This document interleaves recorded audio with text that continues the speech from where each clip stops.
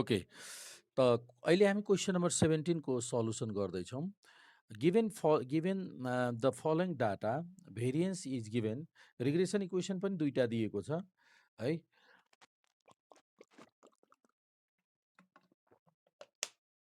Regression equations दुईवटा दिएको छ। अब यी दुईटा रिग्रेसन इक्वेसन मध्ये कुन रिग्रेसन इक्वेसन y1x र कुन चाहिँ x1y हुन हामीलाई थाहा छैन है। तर दुईटा इक्वेसन चाहिँ दुईटा मध्ये एउटा y1x हो र अर्को x1y, र ती दुईटै रिग्रेसन इक्वेसनबाट हामीले मिन क्याल्कुलेसन गर्नु छ, coefficient of correlation r calculate गर्नु छ र स्ट्यान्डर्ड डेभिएसन पनि कम्प्युट गर्नु छ। हेर्नुहोस् ल, क्वेसन नम्बर 17 को सल्युसन गरौँ। ल, हामी व्हाइट बोर्डतिर फर्किसकेका छौँ। हेर्नुहोस् त, व्हाइट बोर्ड डिस्प्ले भइरहेछ। ल, अहिले हामी भेरी गुड, टियु हाम्रो question number 17 TU 2056 question number 7 को सल्युसन गर्दैछौँ। अहिले सल्युसन गर्दैछौँ। ल, हेर्नुहोस्, यो the given regression equations are, पहिला त भेरिएन्स गिभनमा भेरिएन्स दिएको छ। भेरिएन्स अफ VAR सर्ट फर्ममा लेखिन्छ, भेरिएन्स अफ x9 दिएको छ। And the given and regression equations and the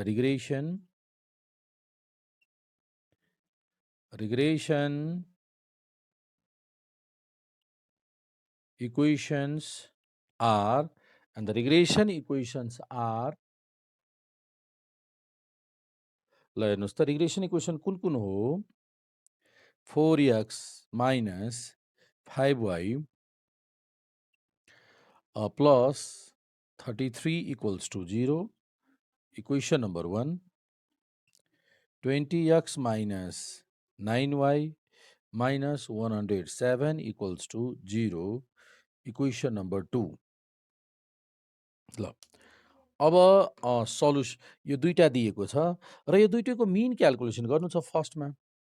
फर्स्टमा हामीलाई के क्याल्कुलेसन गर्नु छ? एक्स बार र वाइ बार कम्प्युट गर्नु छ। हेर्नुहोस् त, एउटा हामीले प्रोपर्टी पढेको थियौँ, regression lines always pass through the respective mean of the variables. त त्यो हिसाबले यो दुईटै रिग्रेसन लाइन यो लेखौँ त, यो हामीले के चाहिँ प्रोपर्टीबाट के कुरा थाहा छ हामीलाई? Since the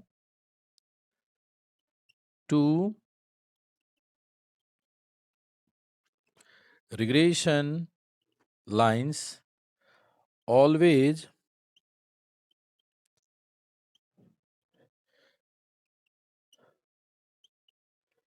pass through x bar y bar, that is कति हुने भयो यो? 4x bar minus 5y bar plus 33 equals to 0, और यसलाई यसरी पनि लेख्न सक्छौँ। हेर्नुहोस्, therefore 4x bar equal two कति भयो? और 4x bar equals to 5y bar minus 33, और x bar equals to 4/5 5y bar minus 33/4, equation number 3। र एउटा त यो लेखौँ, यसमा पनि एन्ड यो लेखौँ 20x bar minus 9, यसलाई सिम्प्लिफाई गरेर यहाँसम्मको लेख्यौँ।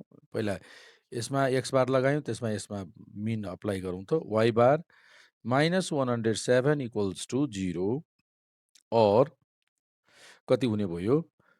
20x bar, x बार को भ्यालु सब्स्टिट्युट गरिदिउँ। 20x बार को भ्यालु यही छ, 5y bar minus 33/4 equals two, यसलाई यता गर्दा equals two 9y bar plus 107। अब तपाईहरुले यहाँनिर यसलाई एलिमिनेट गर्नुहोस् त। 4 ले 5, 4 5 जा 20। ल,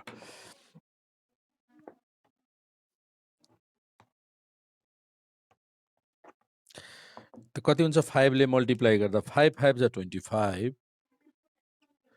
25y बार 5 ले 33 लाई मल्टिप्लाई गरौँ 5 165 equals to 9y bar plus 107 और यसलाई यता गर्नुहोस् त 25 माइनस 9 16y बार 165 प्लस 107 ल y बारको भ्यालु क्यालकुलेसन गर्नुहोस् त 165 plus 107 165 plus 107 equals to 165 plus 107 equals to 272 divide by 16 17 आयो आन्सर र यसको भ्यालु भयो 17 y बार 17 हुने भयो अब y बारको भ्यालु यसमा इक्वेसन नम्बर 3 मा सब्स्टिट्युट गरिदिउँ from equation 3 we get equation 3 मा सब्स्टिट्युट गरौँ त कति हुन्छ x बार इक्वल्स टु 5 यहाँ पुट गरौँ त 5 इन्टु y बार भनेको 17 माइनस 33 अपन 4 y बारको ठाउँमा 17 राखिदिउँ कहाँबाट 3 बाट त अब हेर्नुहोस् त कति भयो 85 माइनस 33 85 माइनस 33 इक्वल्स टु यति डिभाइड 4 भनेपछि 13 आयो त x बारको भ्यालु 13 ल देयरफोर हामीले फाइनली कति क्यालकुलेसन गर्यौं त mean x bar mean 13 and y बारको भ्यालु आयो 17 ए नम्बरको आन्सर कम्प्लिट भयो यसरी इक्वेसन दिएको बेला दुईटैलाई सल्भ गरेर हामीले x बार y बार कम्प्युट गर्न सक्छौं हेर्नुस् ल कम्प्लिट भयो यो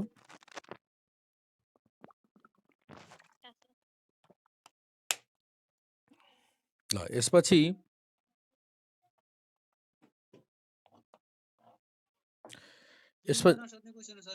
होइन लङ क्वेसनमा 4 मा सोधिदिए 10 ल अब नम्बर 2 हेरौं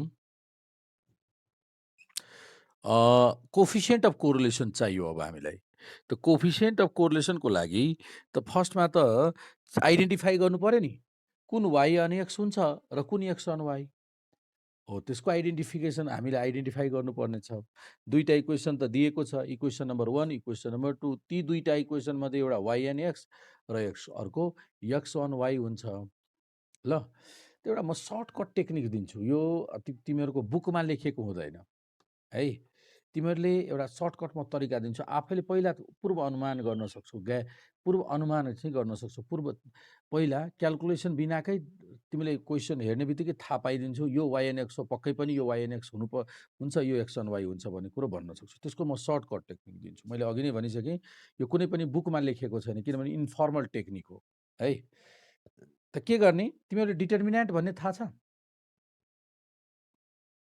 अथवा यसलाई यसरी बुझौँ न पोजिटिभ कोफिसिएन्ट लिउँ के लिउँ पोजिटिभ कोफिसिएन्ट लिउँ ल पोजिटिभ भनेको नेगेटिभ भए पनि पोजिटिभ लिउँ त एक्सको कोफिसिएन्ट लिउँ त पोजिटिभ एक्सको कोफिसिएन्ट कुन कुन छ फर्स्ट इक्वेसनमा 4 छ र दोस्रो y इक्वेसनमा अर्को इक्वेसनमा कति छ एक्सको कोफिसिएन्ट एक्सको पोजिटिभ कोफिसिएन्ट पोजिटिभ कति छ 20 अब y को कोफिसिएन्ट लिउँ y कोफिसिएन्ट लिउँ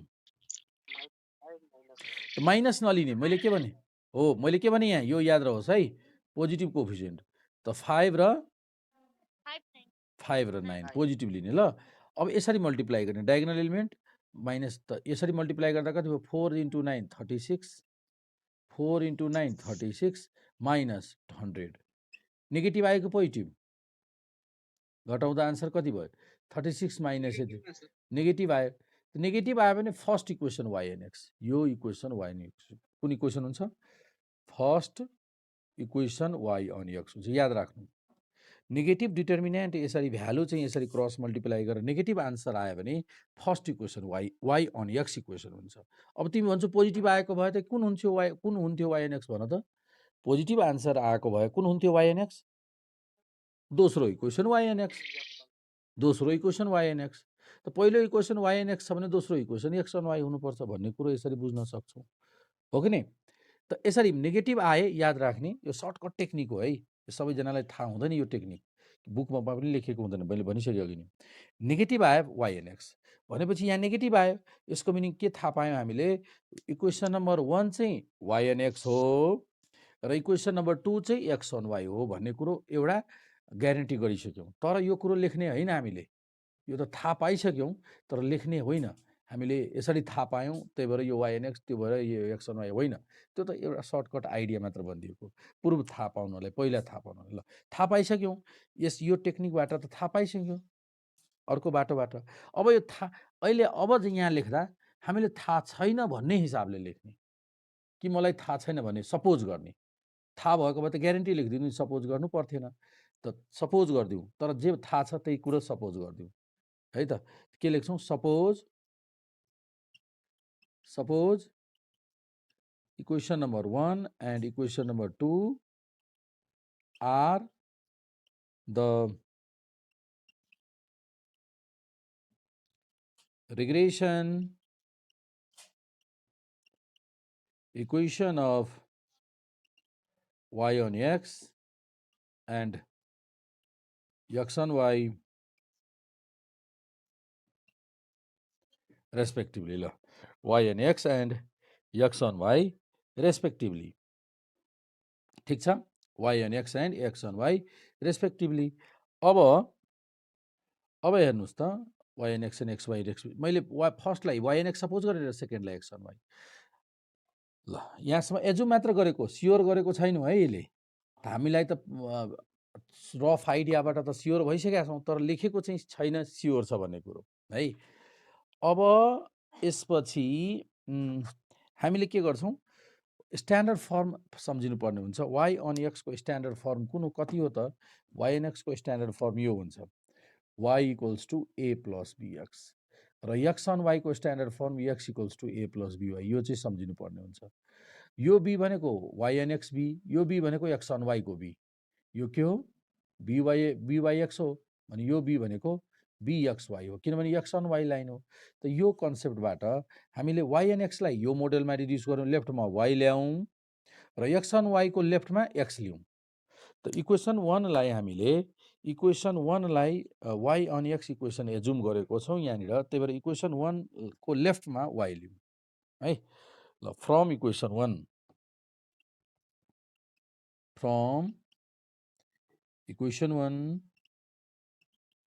we get, ल फ्रम इक्वेसन 1 मा x लेफ्टमा y लिने, त y लिँदा कति भयो, 4x plus 33 equals to 5y, और y इक्वल्स टु 5 ले डिभाइड गरौँ त हरेकलाई, कति भयो, यसलाई यहाँ 5 तल डिभाइड हुन्छ प्रत्येकमा, त कति भयो, 4/5 x अथवा 4x प्लस 33 डिभाइड बाई 5, और y इक्वल्स टु 4/5 भनेपछि 0.8 x भयो, र 33/5 भनेको 6.6, अर्थात् यो तुलना गर्दा y equals to a plus bx, यहाँबाट yx को भ्यालु कति आयो त, 0.8 आयो।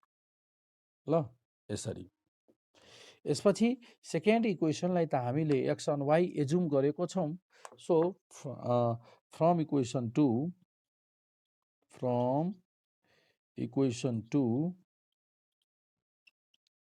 we get, इक्वेसन 2 मा x on y सपोज गर्ने भएको, के भन्नुस् त, हैन हामीले b को भ्यालु मात्र लेखेको, यो भनेको के हो, कम्पेयर्ड विथ, यसलाई कुनसँग कम्पेयर गर्यौं, compared with y equals to a plus bx, y equal to a plus bx सँग कम्पेरिजन गरिरहेको छौँ हामी, y equals to a plus bx।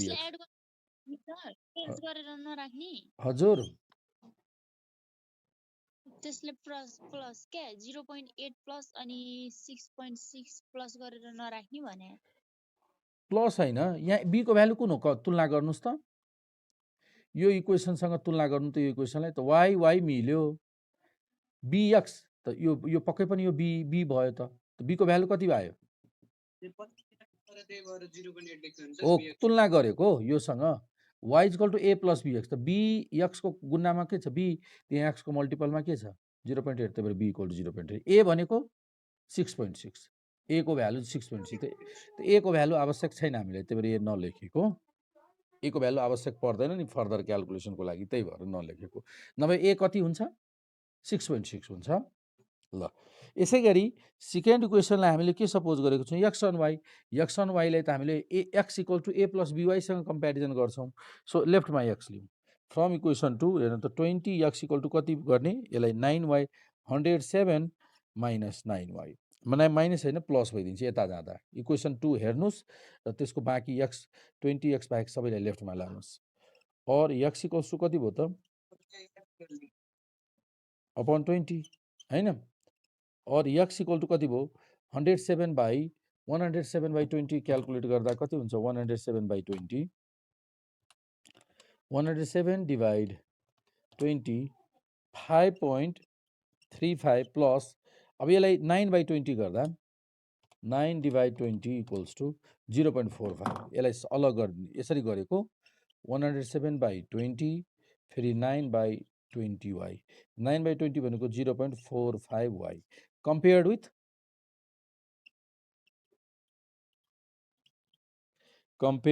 With कुनसँग कम्पेरिजन गर्ने, x equals to a plus बीवाईसँग कम्पेरिजन गर्ने। देन b कति भयो, x मिल्यो a मिल्यो, b भनेको यहाँनिरको b भनेको 0.45, ल यो b भनेको bxy हो। यस्तो क्वेसन चाहिँ 18 मा सोधेको छ। 2 रिग्रेसन कोफिसिएन्ट त यही दुईटा रिग्रेसन कोफिसिएन्ट आयो 18 मा, यही क्वेसन सोधेको छ।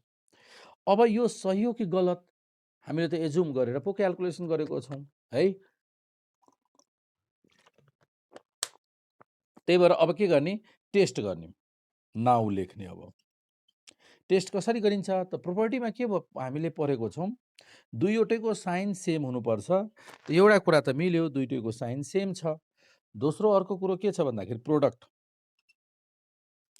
बीवाईएक्स इन्टु बीएक्सवाई को प्रोडक्ट गर्दा यसको answer less or equal to 1 हुनुपर्छ, 1 र 1 भन्दा कम हुनुपर्छ। त्यो भयो 0.8 इन्टु 0.45, कति आयो रिजल्ट 0.45 इन्टु 0.8 कति भयो 0.36, 0.36 which is lace than 1, correct भयो। विच इज लेस देन 1 भन्दा कम आयो, 1 भन्दा बढी आएको भए हामीले सुरुमा एजुम्सन गरेको रङ भन्थ्यौँ, तर 1 भन्दा कम आयो, यो त करेक्ट हो, विच इज करेक्ट है त, विच इज ट्रु, यो त ट्रु हो, आउनै पर्छ, यो दुईटैको प्रोडक्ट 1 भन्दा कम आउनुपर्छ भनेर प्रोपर्टीमा लेखेको छौँ र आयो। यसको मतलब भयो कि सुरुमा जुन हामीले एजुम गरेको थियौँ त्यही एजुम्सन नै करेक्ट रहेछ भन्ने कुरो थाहा भयो है त। Our assumption this shows that less than 1 आयो नि, 1 भन्दा कम आयो, this shows that our assumptions are correct. This shows that our assumptions are correct हैन। ल हाम्रो एजुम्सन सुरुको करेक्ट भयो भनेपछि देयरफोर बीवाईएक्स को भ्यालु कति हुँदो रहेछ, बीवाईएक्स को भ्यालु चाहिँ कति 0.8 र बीएक्सवाई को भ्यालु 0.45 नै हुन्छ भन्ने कुरो प्रमाणित भयो। तर यो क्यालकुलेसन त गर्नु छैन, दुईमा त कोरिलेसन कोफिसिएन्ट क्यालकुलेसन गर्नु छ। So the correlation coefficient is then the correlation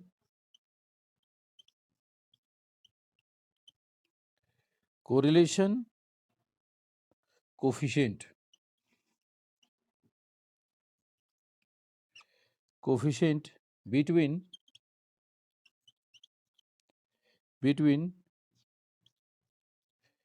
x and y is x, and the correlation coefficient between x and y is कति छ, r equals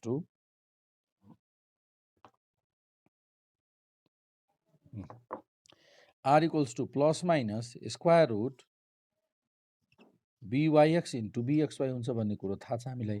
अब यहाँ पोजिटिभ लिने कि नेगेटिभ? दुइटै पोजिटिभ छ, त्यही भएर पोजिटिभ लिने। पोजिटिभ लिने। BYX र BXY को भ्यालु एकैचोटि यहाँ मल्टिप्लाई गरेरै राखेको छ। कति आएको छ दुइटैको मल्टिप्लाई? कि छुट्टा-छुट्टै राखिदिने? 0.8 इन्टु 0.45 यसरी मल्टिप्लाई गर्दा कति आएको छ दुइटैको? 0.36 0.36 को स्क्वायर रुट गर्दा 0.6 आयो। त यो भयो correlation coefficient between the two variables. ल एउटा त कम्प्लिट भयो। अब यसपछि अर्को छ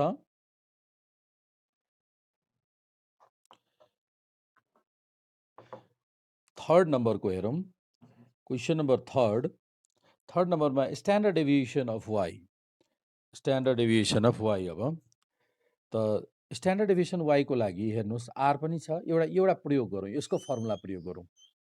कुनै BYX को फर्मुला के छ? R standard deviation of Y upon standard deviation of x.